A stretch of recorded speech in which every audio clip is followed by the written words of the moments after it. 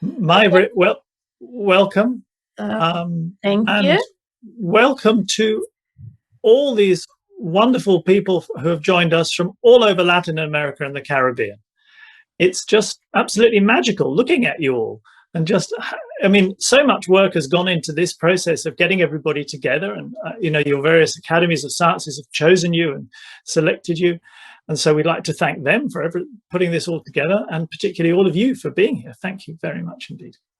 And this is your chance to have a conversation with Maj-Britt, to make comments, to ask questions. You know the general theme, it's United by Science. You're going to tell us where you all are as you speak to us, but Maj-Britt, tell everybody where you are now. Yeah, I almost wanted to remove the camera and put it out because we have sunshine today, but it's cold. So it was freezing. So I just got off my woolen sweaters.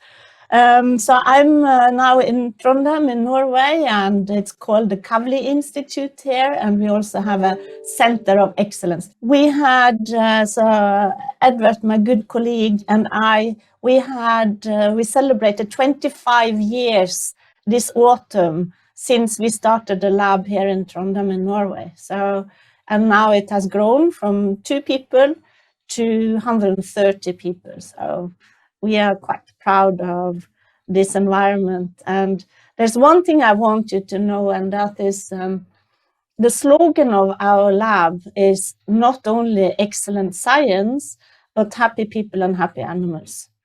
And not like being in a Tivoli or such things, but just that people calm down so that they can let the passion grow. That is what is important in science as well. That's a perfect place to start, Maj-Britt. Thank you. Why don't we begin with that question of what fosters good science? What environment produces a good scientist? What you need to have around you to do good science? This is your chance to speak. So who has a comment or question that's related to that very broad topic? Agustina, I see your hand raised. Hello, everyone. Hello, Maj-Britt. It's such an honor to be here. My name is Agustina. I'm from Argentina, and I am a Fulbright student. I am studying a Master of Science in computational biology, and I believe that a good scientist or foster a good science, one must have the will to change a certain aspect of the world around him or her. I think that is that kind of motivation that drives people to do amazing things. Maj-Britt, would you like to comment on that? Yeah, absolutely. So you say to change the world, and I think that is something we can do in small ways and in big ways. So how big do you think you can change the world? I think that individually one can change the world in a small scale, but when we join others with the same passion, we can change the world big. I think so too. So if you would like to change the world, how would it look like? What change do you want? I want so many changes, but one of them is position Latin America as one of the most important continents making science and going ahead in technology and improving economy and give the new generations new opportunities to succeed. That's a beautiful wish, and I think you can do it. You know, one of our greatest researcher here, she is from Argentina. She is trained in physics, and we are so fond of her because she's so smart. She is so she has so much passion. She's called Soledad Cogno Gonzalez, and she was trained in Boloche.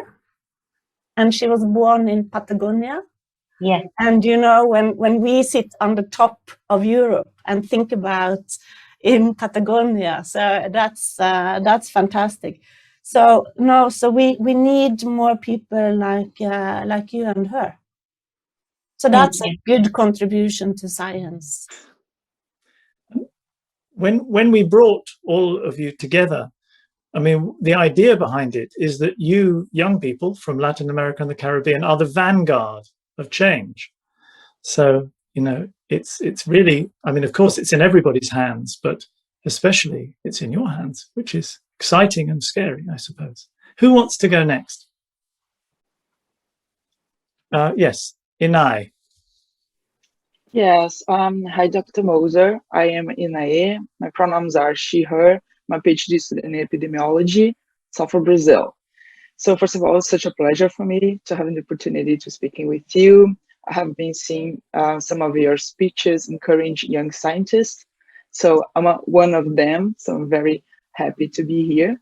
And the question that I want to raise, it's about our point of view as a scientist. So some people say that a scientist should be neutral, a neutral figure toward its science. On the other hand, others say that we should be aware and actually take advantage of our personal perspectives in our research. So I'd like to hear your thoughts about the scientist's point of view and science. So of course, in the ideal world, we should all be objective, because that is natural science, the law of natural science. But we are human beings, and I think our creativity is extremely important in science. And sometimes we need to think out of this objective ideas and so on, and play with ideas, and then we suddenly might see things that we can measure objectively afterwards. So when we write up our stories, then of course we should be honest, we should do the controls that are needed and all these things. But before that, then we can play around. Do you think so? Yes, I do think so. Especially me as an epidemiologist, I study basically people, human behavior. So it's important for me. And as far as I study also LGBTQ plus community, for me it's important to say that I'm a cisgender woman, white, lesbian, etc., just to have opportunity to be aware of my perspective and let the others know which point of view I'm talking about, how I do my research or how I discuss my results in my point of view. And of course, based on science. Yeah. No, so I think that what is the most important is to be honest. And I think, and then to build your data interpretations into a story that is general and interesting, but still honest. Perfect. Thank you so much. May-Britt, everybody sets out in science to be honest. You stress the need for honesty. Do you think it's difficult to remain honest when you are a scientist sometimes? No, I think it seems like now I don't push on that button because we don't want to speak about politics, but in some opinions, then it's better to not be honest in order to win the game. And I think that is horrible. So I'm proud of us scientists that we try to be so close to the facts and our data as we can. But of course, sometimes we need glasses or we need IDs in order to see our results and to do the good interpretations. But I think that is why we should be proud. And then going back to Augustina, you want to change the world, and I think all of us sitting here, we really want to change the world. And one big thing in the world is to be honest about facts and data. And there's so many people who try to manipulate the facts, and we shouldn't let them. So we should be proud of what we know and tell people. Thank you. Who would like to continue the conversation? Yes, please, Jacqueline. Sorry. Yeah. Hello, good morning. My name is Jacqueline. I'm from El Salvador. I'm master in urban and regional development. And in this same line, I'm really curious about communication, how you communicate science, because it's usually not only is difficult when you have to go through political issues, but also for social perception. So do you think I bring an idea just with a thing you just said, that you have to be confident about your data, because usually also your data has uncertainty. And how do you deal with that uncertainty for communicating information based in science? So do you have any example how you challenge that type of problems or issues that usually brings every time with different topics related to science? Is how you communicate information and how do you make the people trust on you, even when you have to communicate that your data has uncertainty? Oh, thank you for that question. So, and thank you to all the others for the questions too. I think you have brilliant questions.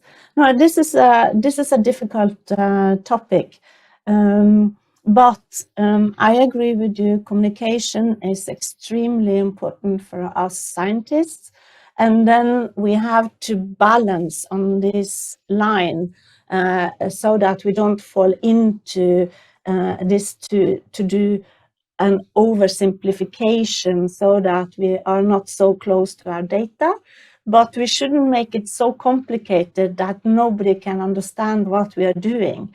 So we have to find this beautiful balance. And I think it's also important to say, I don't know, to some of the questions. And I can give you an example. We had a science festival in Trondheim, and the children had. I talked to the children, and then the teachers asked, "Do you really like children to ask you questions? Because they always ask so difficult questions." And I said, "Yes, I love difficult questions, but I don't know the answers to all of them." And then I got a question from one girl, and she was sitting there, and she was so shy, and she was asking about memories and cognition and how we could be conscious. And I said, I know so much about the brain, but I have no idea how we are conscious. That is the biggest question in neuroscience. So, but then we started to play with it. I said to her, I can tell you about the cells that are important for memory and spatial navigation. I can tell you what happens when you see something, it goes through this system in our brain. I can tell you what is happening when we are associating different events to make episodic memory. But I don't understand how it's conscious to us. I also know that we need the hippocampus in order to be conscious, because people who have lost their hippocampus, either from a disease or other things, they feel they are not conscious. So you probably have heard about Clive Waring. If you haven't, you should watch that video on YouTube. So Clive Waring, he had a herpes encephalite, and his hippocampus died, both sides. And in his diary, he was writing 8 a.m. I'm conscious. Hooray! And then he was disturbed. And then he came back and he was looking at his notes and he said, what? I haven't been conscious, but now I'm conscious. And then he wrote down.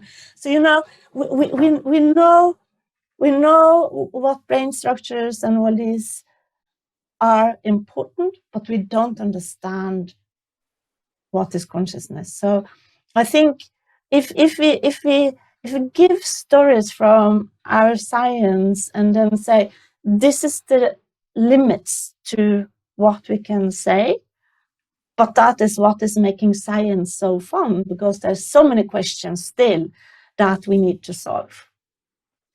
What do you think, Jacqueline? Usually here it's like I work with forecasters that usually weather forecasters, they usually don't know exactly what is going through the atmosphere, because there are a lot of different parameters you have to deal with for saying what is going to happen in 1 hour or in the next days. So usually people wanted to know exactly, and for them it's really difficult to deal saying we are not pretty sure that this condition will be like that, but they have to deal with that all the time, and we are learning. And the thing you said about saying we are not sure or we do not have enough information for saying what will be, it's really good for them also to know that also scientists continue working for dealing with the thing we still don't know. Mm-hmm. And this is the good thing why scientists exist, because we still do not have knowledge about everything. So if we know everything, we are not here. It's not needed for us to be having these conversations. Exactly, but as you say, even to predict the weather, you need computation skills, and there are all these errors. But still, if you compare to 100 years ago, the predictions that we can have now, it will rain in 1 hour, is just amazing. So I think it's important to show how advanced science is these days. Yeah, sure. Thank you so much. Thank you, Jacqueline. Beatrice. Hi, everyone. Hi, Madrid. It's a pleasure to be here. I'm from Brazil also, and I am a PhD student in biomedical science. I would like to go back to the comment made by Inai. It got me thinking about diversity. And I think we cannot talk about diversity without talking about the challenges that we letting people face when trying to be scientists. So knowing the importance of diversity in science, I would like to point to the implicit bias that we letting and also Black scientists like myself fight against. And this was recently brought to my attention by a paper of Calaza and colleagues. It was published earlier this year, and this group is actually from my graduate program from Fluminense Federal University. So basically, they state that even conscious people can have their judgment affected by these implicit racist associations that are based on social stereotypes. And indeed, in the scientific community, we see several consequences of racism, such as lack of Latin and Black representation on editorial boards, on leadership roles, and etc. In fact, if we look at 2021 Nobel Prize winners, there was 13 laureates, and there's only 1 Black man, 1 woman, and 0 Latin. So, like an example, we need to fight this. And this paper suggests several actions to mitigate this effect. It's very interesting. I strongly recommend everyone to read it. So I'd be honored to hear your thoughts on this topic, implicit bias. It's very interesting for me, especially being a woman yourself and probably suffering yourself from implicit gender bias. So thank you for this question, and of course it's very, very difficult. And what we can say about the human brain is this need to learn about the environment by putting things into categories. But then it's equally important to think about that this is just a need that the brain has, and it shouldn't be like that. And then, for example, a woman and a scientist at the same time, what type of expectations do you have to a female scientist? And there should be no difference between that category and another category, because it depends again about the data and not the idea that you have about a certain category. But what I think is important is that we who are part of these categories, we just have to work harder to widen up each category so that people don't have these ideas about how a person in one category is. And as we heard from people already today, and especially Agustina started this, we want to change the world. And I think one way we can change the world is not to, at least, we shouldn't put too much of our attention and ideas into the category that people try to put us in, but we should feel free and then show off. I'm a female scientist. I'm a scientist. Forget about the female, because that is not relevant for my work. But I know it's very difficult. And we need strong people, as you say, models that could be in front, who can fight their way. And when it comes to females, which is my category, then in Norway and in Scandinavia, we have had brave females fighting the way so that my category, my female category, is much, much wider than it could have been 100 years ago. Then I couldn't have even a position at the university.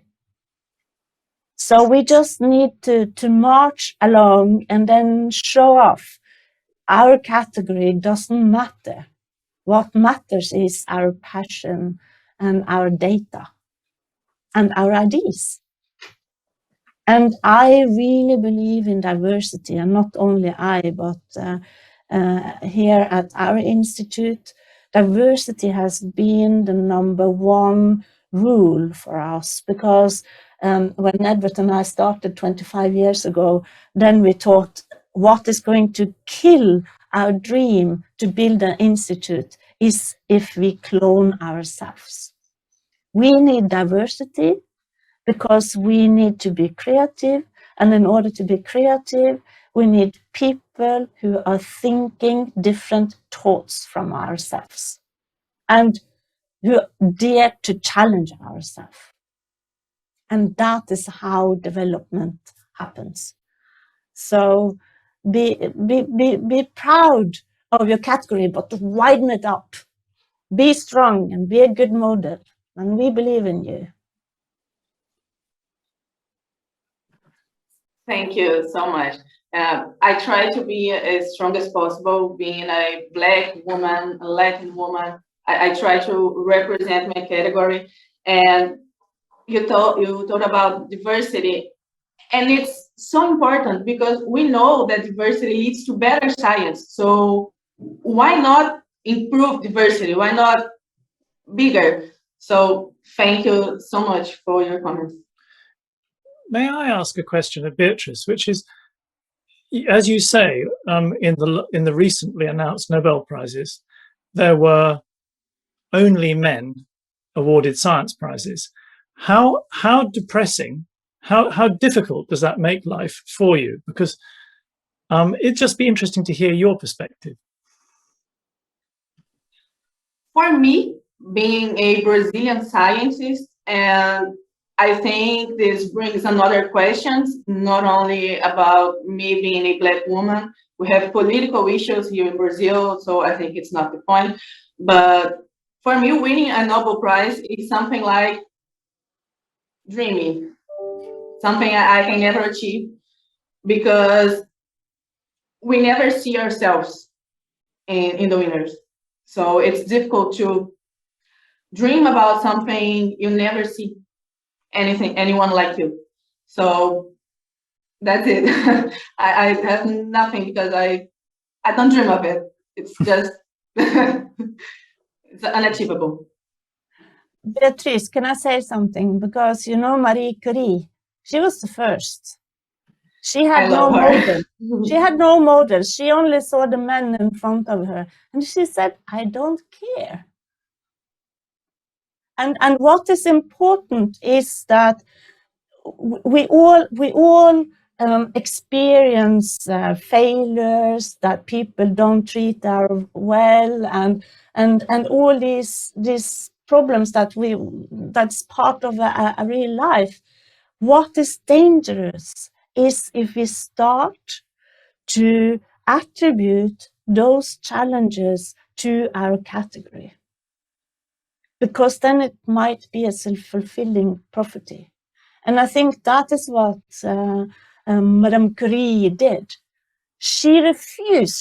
She just had glasses on. I don't care if I'm a woman, and then there had been no women doing what I'm doing. I don't care. And if people treated her well, I don't care. It's not because I'm a woman. It's just because they're stupid. So just don't let them define you. That's dangerous. Define yourself. Feel your strength and your passion. I believe that being Brazilian, when we say it's something unachievable to win a Nobel Prize, for example, we have several questions involved. It's less like because I'm a Black woman, and it's more like because we don't have investments. We don't have anyone in pushing us to do better. Inaya here is from Brazil. She can prove my point. We don't have investments. It's more of a political question when I say that it's unachievable, more than my category, me being a Black woman. So it's such a tricky question. There's so many things involved that it's hard. But maybe I'll be the first. Who knows? That would have been fantastic.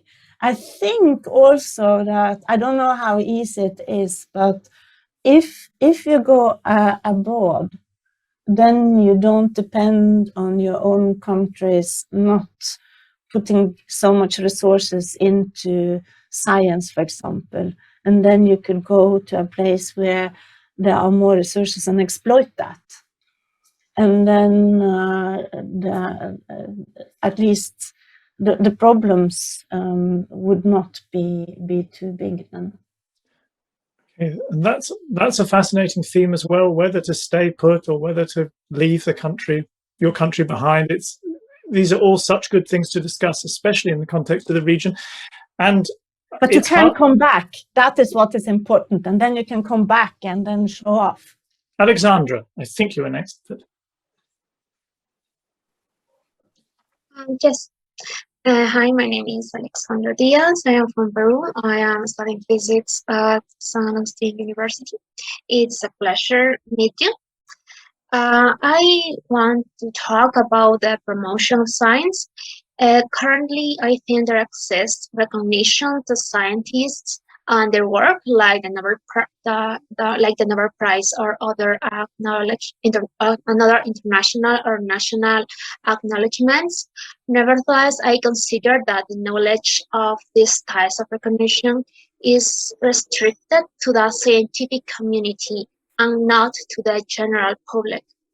I believe it is a problem because it limits the scope of important scientific works.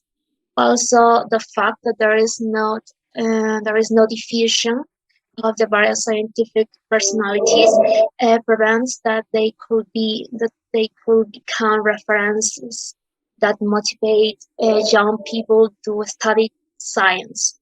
What do you think about this lack of social recognition? So I don't know how it is in Peru, but I've been there. And I think it's a beautiful, beautiful country with beautiful people. I don't know how much interest people have in science in Peru, but when I was there were so many other topics to think about in Peru that overwhelmed the people I spoke to. So maybe that is what has happened. I don't know. But what I can say is that again, I can speak for myself in my country. And what has happened, especially after the corona, then people have realized that we need science in order to get vaccines and to get medicine to the benefit of humankind. And after this, then it is people are more fond of science than sports. And Norway has been people of sport idiots. Excuse me, all people, but it has been extremely important with ski competitions and soccer competitions, and they are so well paid, and it has been so important. So after the normal people have seen that, in fact, if we didn't have science, we wouldn't have any vaccines. And that would be extremely terrible. So I think this awareness that we see might increase the interest in science. What field in physics, what are you studying in physics? Maybe it's so complicated that it's difficult for normal people to understand. What is your field? My field is computational physics, but it is applied to medicine. Okay, so you make models then, Chaos theory, or what kind of models do you make? Currently, I am working in artificial networks in order to predict cardiac compromise in Chagas disease. Okay. Yeah, so you know that might be a challenge to tell people, but what is possible is then to say how complicated it is, so that we need machine learning or artificial intelligence in order to understand the big picture. And that's the same with the brain. There's so many brain cells, billions of brain cells, and we need machine learning and artificial intelligence in order to understand the complexity, to make it simpler so that we can tell people about it. But yeah, I'm sorry, I don't have that many solutions to it. So I'm curious about if there are other people who have some solutions to your question. That may come up in the discussion. Gabriel, please. Hi everyone, I'm Maybrit. I'm very glad to have the opportunity to meet you. My name is Gabriel. I'm from Colombia. I study psychology, and I personally love experimental psychology, psychobiology, and neuroscience. So for me and many psychologists, you are like a big idol. Yeah. Thank you. So I think a good scientist is one who has like an open mind and is open to diversity, and particularly diversity in knowledge. In that sense, my question is directed to know a little bit about your transition from psychology to neuroscience and neurophysiology, because in my country, psychology is not considered, at least recognized socially, as a science or as important as a hard science, and people find it hard to understand and believe in the knowledge that is produced in the area. So in my country and maybe in Latin America, this belief builds up great walls and impediments for many of us who are trying to get opportunities in science with like interdisciplinary dialogue with other sciences. So I was wondering how your transition from psychology to neuroscience and medicine was. If in your country or in your life there were like impediments like those, or doubts about your skills, and what would you say to young people like me who are pursuing psychology or careers in science that are like devalued in their country? Mm-hmm. Yeah. So, when I was in high school, I didn't know what direction I wanted to take. So then I was thinking, I want to go to the university that I know, but I'm going to select the topics that I liked in high school. And that was mathematics, physics, and chemistry. So I started studying that. But then I couldn't see myself working as a professor at that time. So I wanted to go into questions that I was more, that I could live with for a longer time, even though I loved mathematics and physics. So then I started together with my colleague Edward Moser in psychology. And coming from physics and mathematics to psychology, and you said it, there are not so much data in psychology. You have wonderful theories. You have also in behavior psychology, you have some data, but not so much as we are used to in physics and mathematics. So I had to go a long way with myself when I started in psychology. And then I came to my professor in medicine, and he was so skeptic, as you said, towards psychologists. What do you know? But then what he said is that we were allowed to take a master degree with him because he was lacking the skills in behavioral analysis and design. So then we were allowed to work with him. So I think what we have to, like we talked about earlier, our categories. Who cares?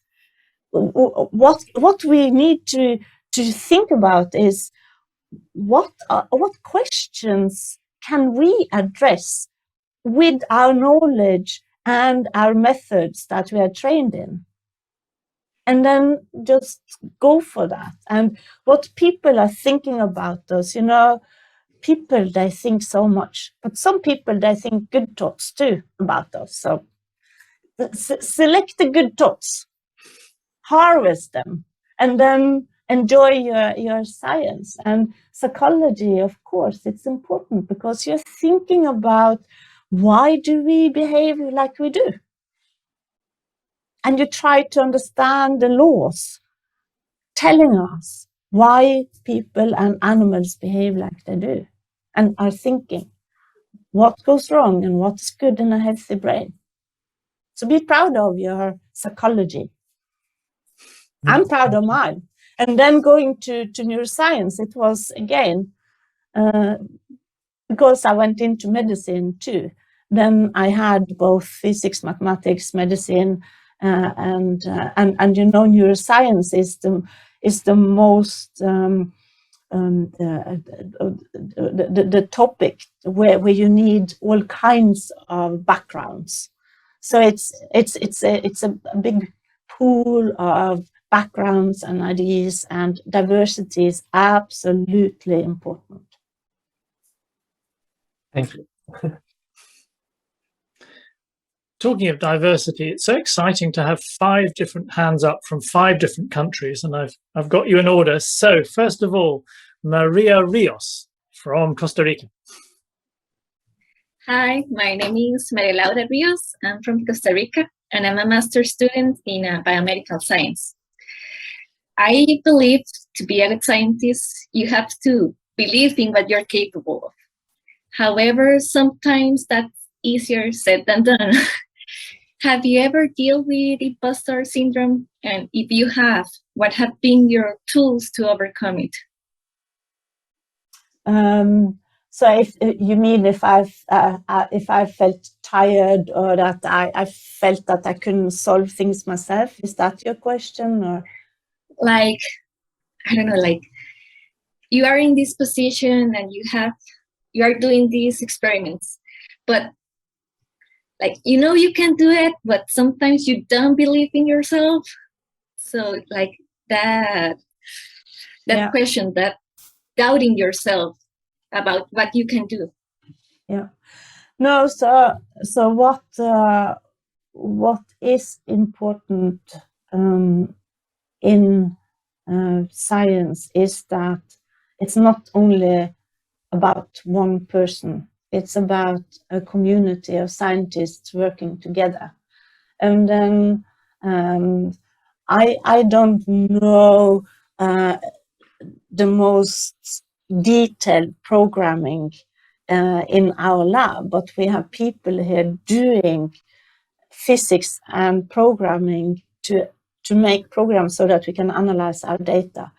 And I'm very happy about that, because then if I can talk to this person and this person can talk to me, because it's about communication, so that we understand that we address the same question, that is fine. But of course, I think it's not about being decorated myself.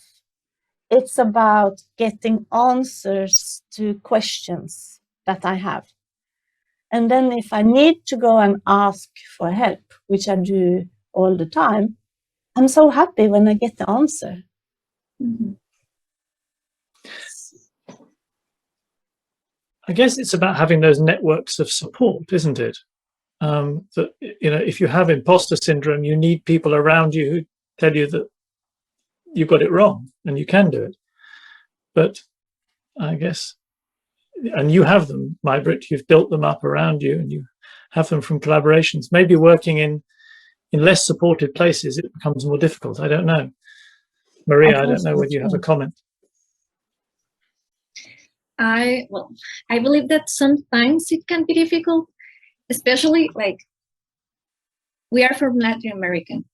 We know that here maybe we don't have like all the money that we would like to do all the science that we would like, but having a good advisor, having good classmates, people who believe in you, family who believes in you, I think that's pretty important.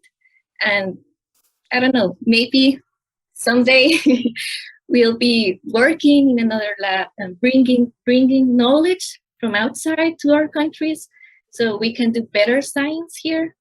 At least that's my hope. I think everybody wants that, like to improve the science that we do here in Latin America. I guess we have to believe in ourselves and surround ourselves with people who believes in us also. Thank you. Fernando. Oh, sorry. May-Britt, speak. I just want to say that the most important tool you have is your brain. And I don't see why not the brains in South America are as good as in the rest of the world. So you just have to use those brains for the best. And I know you can. Fernanda, please. Hi, May-Britt. It's a pleasure to be here. I'm Fernanda, and I'm from Mexico, and I'm an undergraduate student of biomedical science. The way that you have talked to us about science has been very inspirational, and I would like to ask you, what have been your greatest satisfactions during your scientific career, and how these satisfactions have helped you to face the challenges you have faced over your career? So I'm, in fact, grateful every single day that I'm allowed to be in this environment where we have these brilliant young minds doing such a good work, and especially when we have worked very, very hard on either writing a paper or to understand a problem, and then we start to see how it looks like. It's like doing really hard mathematics, and you really want to solve the question in mathematics, and you can't, and then suddenly you see it. Or if you put a puzzle, big, very difficult puzzle on the table, and you see all these pieces and you don't see the picture, and then suddenly something happens and you see the picture. I think that's a secret that we scientists have, when we are allowed to understand something that we didn't understand before, even by reading papers by other people from other labs. When we understand something that we didn't understand before, at least I get so happy. And that is lifting me a few levels up. And then to share this among our people. So what we do have at our institute is that we have different clubs. So we have journal club, when people present papers from other labs. And if you don't have that in your institution, you should get that. That's so fun, because then you read a paper, you go through it, and you can discuss it and enjoy the science in it. And then we have other clubs where we have people presenting their work and so on. And this is so important, because at least for me, the reason why I'm in science is that I'm so curious. And my curiosity is putting me into an insane craziness, because I really want to understand, I want to know. And if I have to read to know, then that is also fine. But it's just this, I just need to understand. That comes up again and again in conversations with laureates, that it's just this insatiable desire to know, and not letting anything stand in the way of needing to know. And of course, the laureates are, to a certain extent, the lucky ones whose curiosity was able to find an avenue to flourish. And if nobody will support you and it's just too depressing, then I suppose your curiosity might vanish. But it, again and again, curiosity is the driving force, isn't it, Maj-Britt? Yeah, and all of us are allowed to read. And when we read, then we can change our minds. And when we change our minds, then we can change the world. Bruno, please.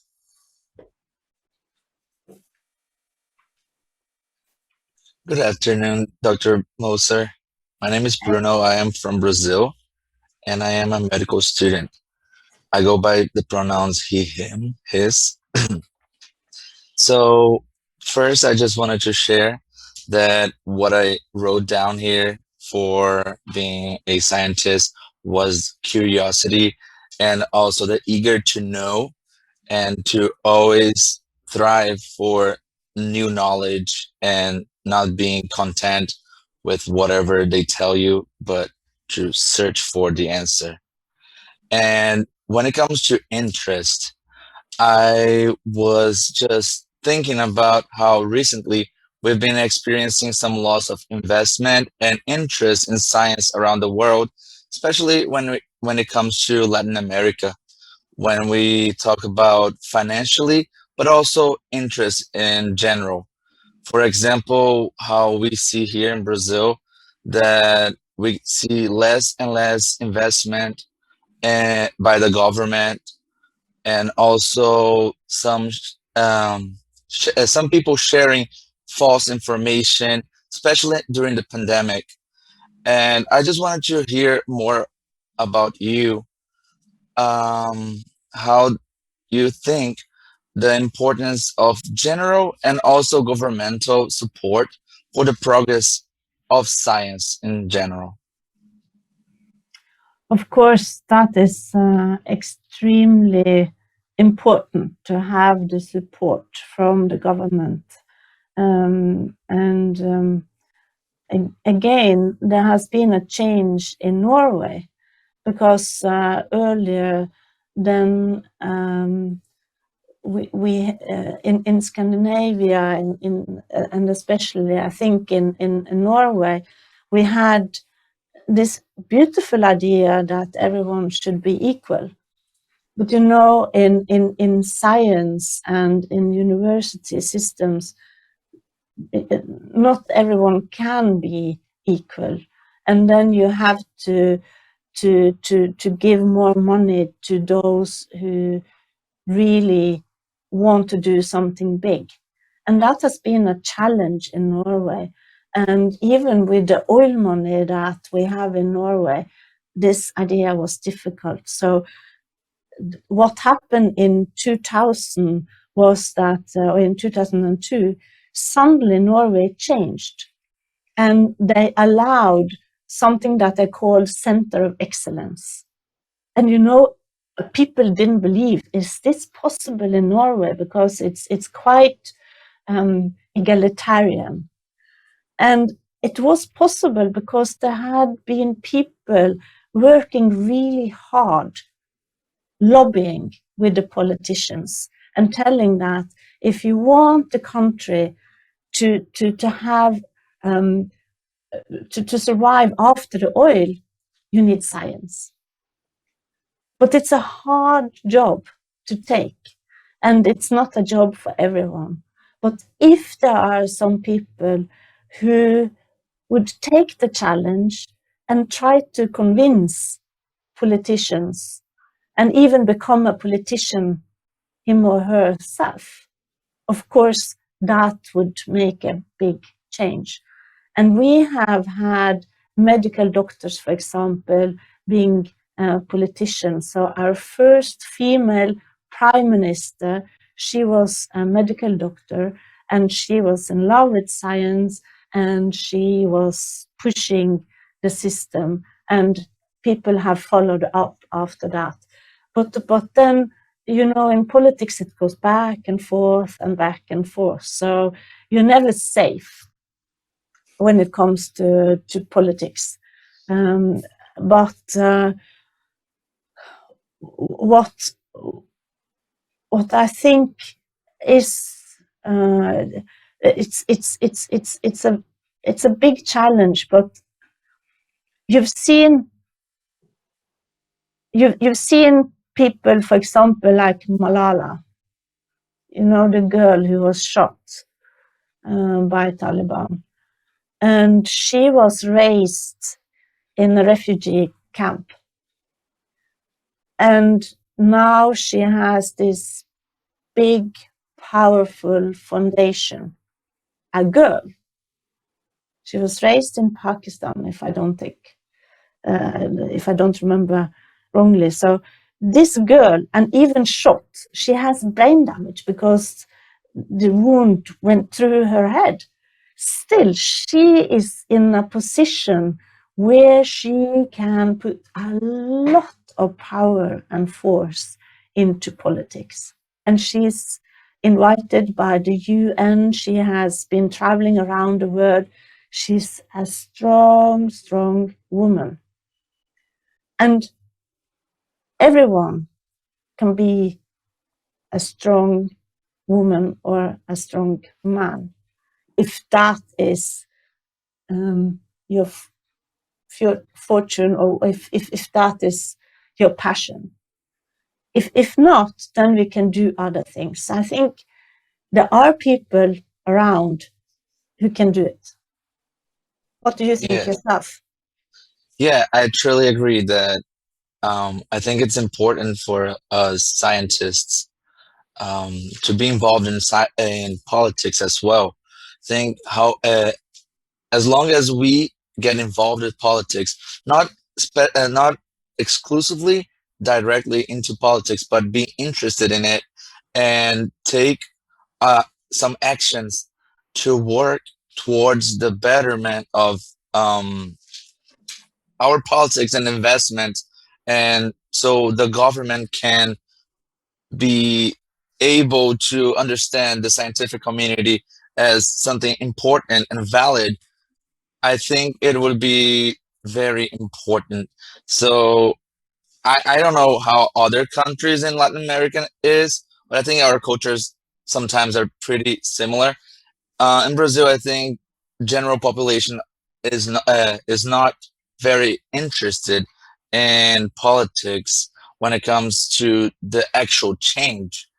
And I believe that if us scientists and young leaders that we are here talking to you, think if we try to do some change and take some action, we can do some noise, and try to change at least some parts and try to excel in what we're doing and make science be better recognized by the people and by the government.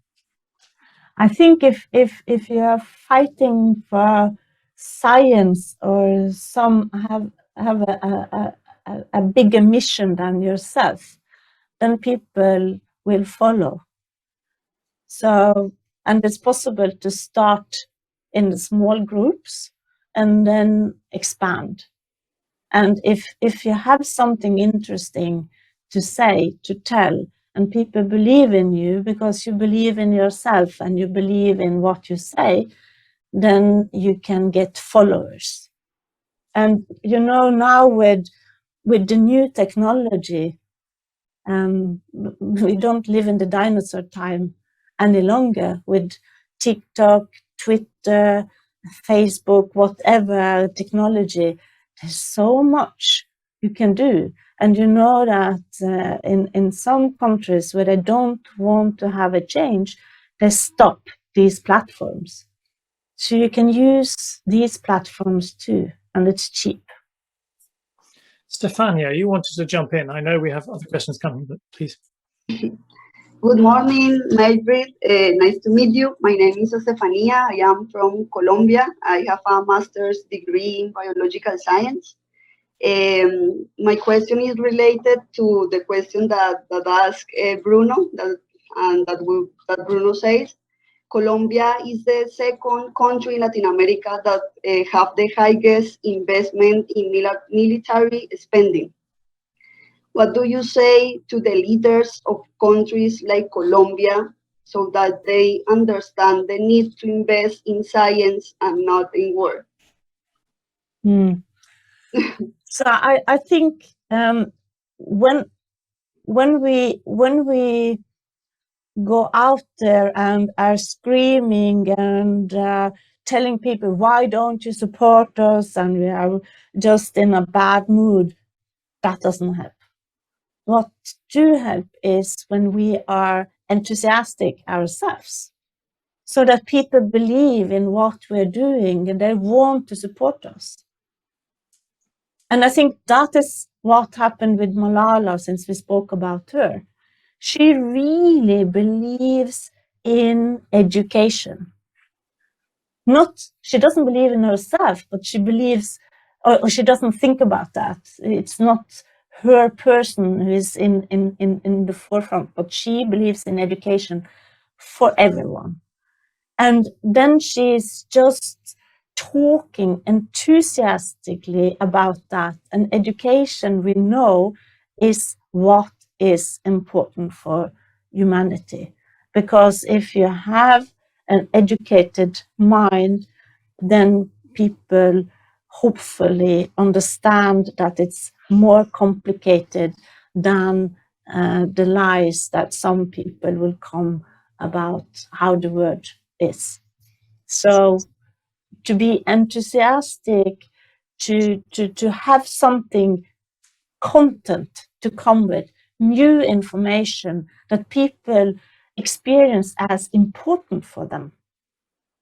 then it's easier to get people to go out and fight and be angry and all these things. You can scare people to follow you, but that is not good.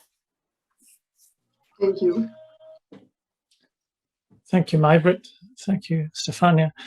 Daniel Bonilla. Hello, it's an honor to be here. My name is Daniel Bonilla, and I'm an undergraduate student of applied economics. I also really like Bruno's participation. It is, in fact, very related to what I wanted to mention, and is that we have been talking a lot in this conversation about financial support to science. But I think before financial support, there has to be the willingness to recognize that science can in fact help your policy making, and it can help development in any country. So just one thing that I wanted to mention, like speaking a little bit about my country's situation, is that, for example, I used to be part of a team, one of the, I want to say, biggest teams in economic and institutional research here in Nicaragua. But due to some political situations, had to suspend operations. And the same thing has happened for more than 40 NGOs here in the country for the last year. So I think I wanted to ask you, what do you think us young scientists can do when not only policymakers and governments do not encourage scientific research, but also negate it and attack it, and we don't really have the opportunity to make use of our knowledge and create knowledge towards for developing our countries. You know, when you come with such stories, I just get very sad. But there was one person, a friend of me, and he called me to ask me about something a few weeks ago. And then he said, we just discussed some enrichment in children and so on. And I said, yeah, this is so important, I believe in it, and so on. And then he said, Maj-Britt, when you lose your hope for a change, you are dead. So I refuse to kill my hope for a better world. But I understand that it's an awful situation in your country. But what I think we should do when we see these awful situations is to read some history. And we know that there are changes in every single country, from the good to the bad, from the bad to the good. And you know, when people attack, they attack your hope. Don't let them. See if you can find platforms where you are safe and spread the good word. Are you allowed to have Facebook networks? Are you allowed to have Twitter networks? Are you allowed to have groups that are not attacked? If you are, use that. Make a change. But be careful. Yes, thank you. Yeah, I also wanted to bring to the table the fact that things like this are why I think this kind of regional efforts to speak about science and to promote science are really important, really. You are here today, and people will see you speak. Your voice is heard. And it was Thank very you. clear from IANAS, the overarching body of Academy of Sciences, that they felt that bringing you together might give opportunities for you to help each other in the future and to act as kind of agents of change. So there's faith in you from the overarching body of IANAS. So that's something. Trayvon. Hello, Dr. Moser. It's such an honor to be here with you all in this call and with these brilliant people as well. My name is Travon Shirprashad. I have an undergrad in computer science. The guys talked about finances, so I won't really go over that again, since it's a problem that basically plagues us all in this region. Some of the things I find to be most important on being good scientists stems from our sense of curiosity and our collaboration. I am thankful to have a brilliant pair of supervisors who led me in my undergraduate program on my thesis, Ms. Penelope de Freitas and Mr. Lenandler Singh, on my thesis on investigating the usability of augmented reality against conventional micronavigation. My question is, how do you deal with disagreements or difficult collaborators? What happens when there's no sense of professionalism in the situation? Ignore them. Just don't let you be put down. And as I said, if people put you in a category that you don't feel is too narrow, or if you feel people are not kind, think about them, that they might have some sides in their personality that could also be kind, but you haven't seen it yet. And don't pay attention to the bad sides of these people. Don't let them hurt you. Margaret, you seem such a good person, and you have such sort of faith in everybody. But what do you do if I don't know, Travon's sort of nightmare comes, to the worst extent, and people start stealing his data or, publishing his results without his name in it? How do you deal with that sort of situation where you lose control? We lose control sometimes, and that's how it is. So, if people are so mean that they do these things, let them be mean, but don't let them kill you. Don't let them reduce your hope in humanity.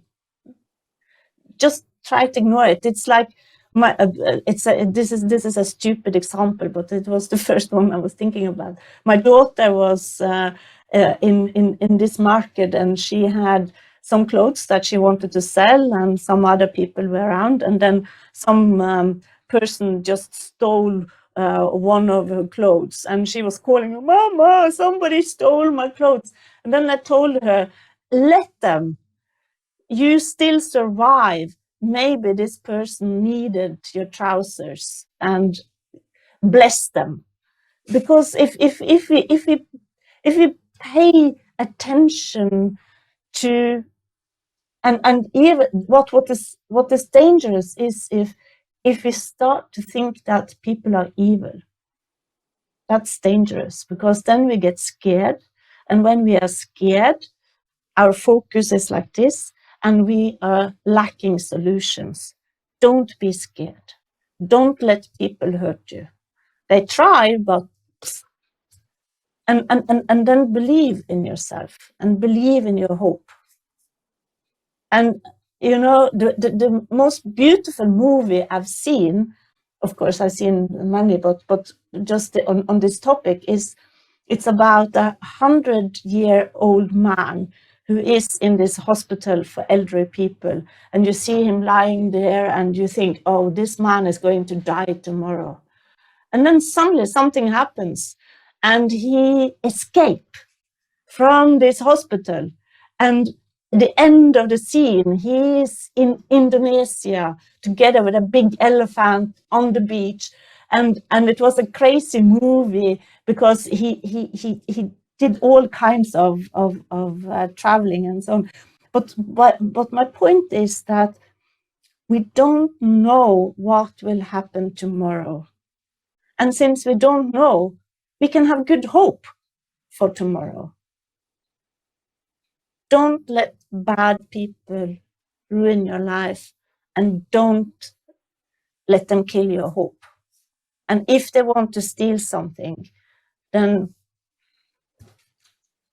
bad. You can do better. You can produce more data.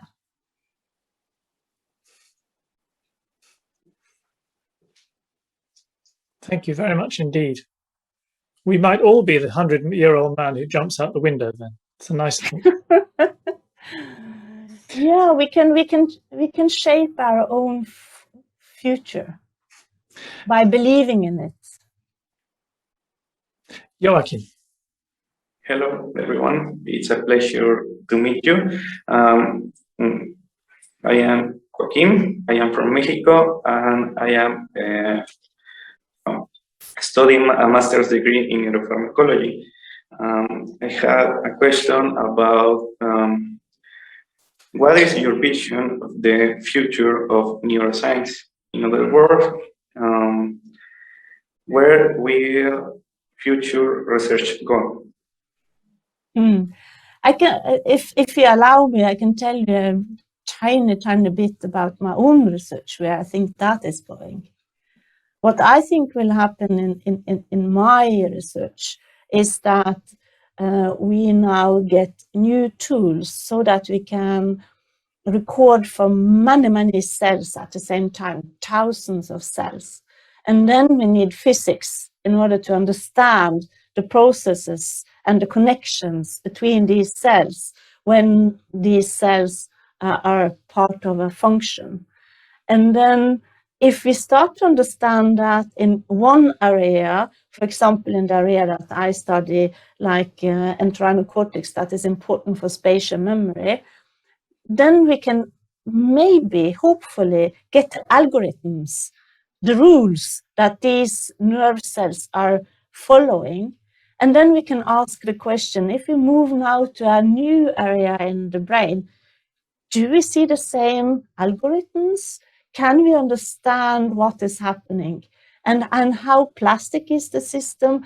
How, depending on the sensory input, is there processes in the brain that we call low dimensional, that are not so depending on sensory input, and all these questions. And then hopefully this knowledge about the normal brain can be important for understanding what goes wrong in the brain, where you have both psychiatric diseases and also other brain diseases. So that is my hope. Thank you. And I can say one thing more, since Traven was asking. If you understand the basic algorithms of some, and there are some areas like the entorhinal cortex that are really low dimensional, you can put in a chip and do some of the work, maybe, and help people who have lost their cells. Wouldn't that be wonderful? Catalina. Hello, I'm Catalina. I am from Chile, and I am PhD student of the Molecular Genetics and Microbiology program. So I have a question. I am curious whether you have ever bumped into a wall during your research, and if you have, how have you overcome it? Yeah, oh, that is so important. Of course, there are walls everywhere. Sometimes you see them, sometimes you don't. And if you don't see them and you bump into them, it hurts. And that is how it is. And then I was invited to the Research Council in Norway to give a talk. And then I thought, it was about science. What can I tell about science? And then I thought, maybe I can tell them about the rules you need to follow when you go in the mountains in Norway. And one rule is you have to know when you turn around. So if you hit a wall, either an visible or invisible wall, if it's hurting or not hurting, you have to know if you have to turn around and how. And I think that as a scientist, you have to know where the wall is and if it would be good to make a move.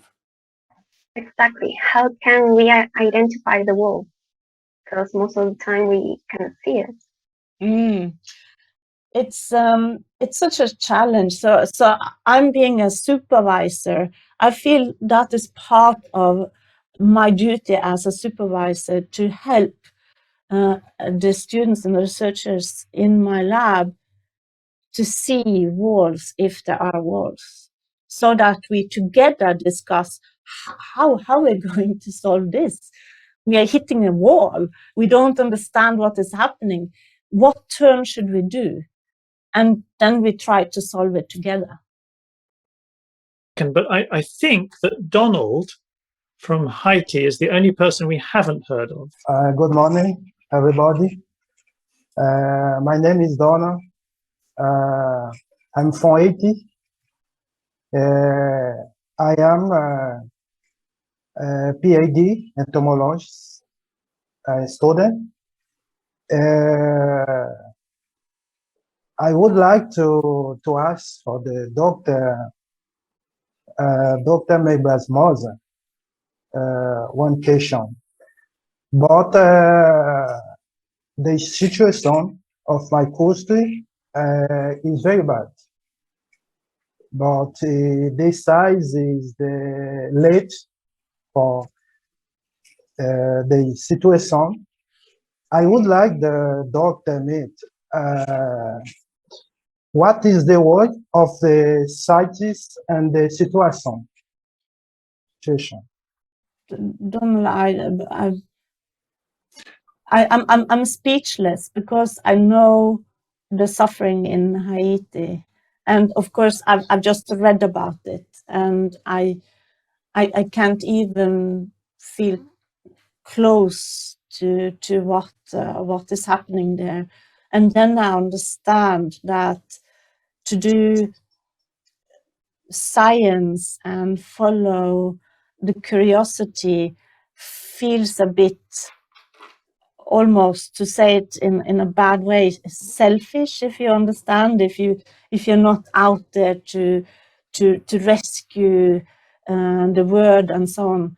But the only thing I can say is that at least with science as we know, you don't know always the benefits of science. And if you have heard about the CRISPR technology that they just received the Nobel Prize for last year, they started to study bacteria. And who would think that studying bacteria could make such a success for a technique that they developed for the whole body, for humanity, for changing so much. So I think sometimes, even though it feels like there's so many other big problems that we need to solve, still it must be allowed to do something out of curiosity, because maybe that will be the solution to the big problems. And that is both the hope and the strength in basic science, at least, because you don't know exactly when you need this data and this research. So, but I understand what you say. I understand the pain, and also that to defend, to do science when there's so much problems around, that is very difficult. But if you really believe in what you're doing, do it. One day, it might be extremely important. Last comment or question from you. Yeah, last topic. So some solutions is hard, but some attempts can be worthy. And I still see that scientific results are far away from people, normal people, that especially in Brazil don't have access to education or even are living in food insecurity especially during COVID. So my question is, during this path to spread your knowledge in a high amount, what did you did to spread your knowledge in locally, I would say, not globally, but locally? What can you do with like small power as a young scientist? Because basically our results are being published in peer-reviewed article and people don't have access to it. So what can we do with small power? So what I think is the way into people's mind is their curiosity. So if you somehow can tell about your work so that people get interested. Because the worst thing for people, and you can think about yourself too, I'm a trained psychologist, and if I would have come to you and put you into a category and say, listen to me, I know something that I want to tell you. And if I would then be very arrogant and say, you have to believe me and so on, then the situation would be much more different if I would come to you and say, I really think I understand something, but I'm not sure. Would you like to join me in this journey to understand? Maybe we can talk about it together. And I have this knowledge. And you, even with no university background, you can, now I'm talking about a person that we are talking with. This person might have some experience, some ideas that would be interesting even for us coming from the university. So to be open and not put people who are not from the university into a category that you can't get this person to understand what you're saying. That would be terrible. So rather think, it's my duty to get this person curious about what I know. Perfect. I feel that I'm in the right way because every time that I have the opportunity to talk about it, I'm talking about it. So it's on radio, stadium, even church. Like they give me the opportunity to talk about it. And you jump on it. Congratulations. Yeah, exactly. Especially for those who don't have access, like my family, my grandmother, my grandfather. They are my first source to spread my knowledge.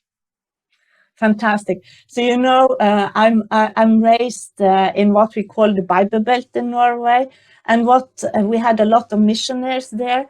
And what I learned from talking to these missionaries is not to be a missionary myself, talking about the Bible and so on, but to be a missionary about science.